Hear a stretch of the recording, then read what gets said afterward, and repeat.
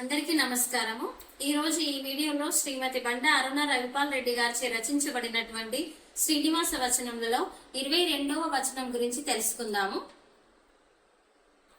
కలము నిచ్చితివి నాకు గలము నిచ్చితివి గారావమున కళా హృదయము సేవా కౌశలము నిలువెల్ల తపన నీ పదము చేర శ్రీనివాస।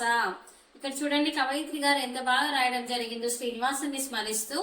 ఏదైనా సరే మనకు దేవుడి అనుగ్రహంతోనే లభిస్తుంది అనే ఉద్దేశంతో ఉంటాం కదా।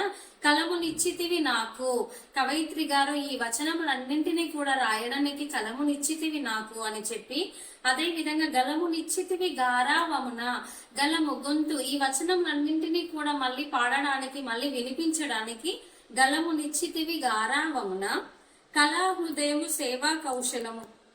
కళా హృదయము, ఈ విధంగా వచనంలో రాయడం అనేది కూడా ఒక కళ। ఈ విధంగా ఇవన్నింటినీ కూడా మన హృదయం నుండి మనము శ్రీనివాసుని స్మరిస్తూ రాస్తున్నాం కాబట్టి కవయిత్రి గారు తన హృదయంలో ఇవన్నింటినీ కూడా కళల రూపంలో ఆలోచిస్తూ వచనంల రూపంలో ఈ విధంగా తన యొక్క కళని రాస్తున్నారు కాబట్టి కళా హృదయము సేవా కౌశలము, వీటన్నింటినీ కూడా రాయడానికి కలము నిచ్చితివి, అవన్నింటిని వినిపించడానికి గలము నిచ్చితివి, ఇవన్నింటిని ఆలోచింపజేసే అటువంటి మంచి కళా హృదయం నిచ్చితివి అని చెప్పి శ్రీనివాసుని స్మరిస్తూ, నిలువెల్ల తపన నీ పదము చేర శ్రీనివాస, నిలువెల్ల తపన, ఇవన్నీ ఇచ్చినందుకు, ఇవన్నీ నాకు ఇచ్చావు శ్రీనివాస, నా శరీరము మొత్తము కూడా నీ కోసము తపిస్తుంది, ఇవన్నింటినీ కూడా నీ పాదాల దగ్గర సమర్పించడానికి నా శరీరం అంతా కూడా నిలువెల్ల తపన నీ పదము చేరా అని చెప్పి శ్రీనివాసుని స్మరిస్తూ ఈ విధంగా రచించడం జరిగింది।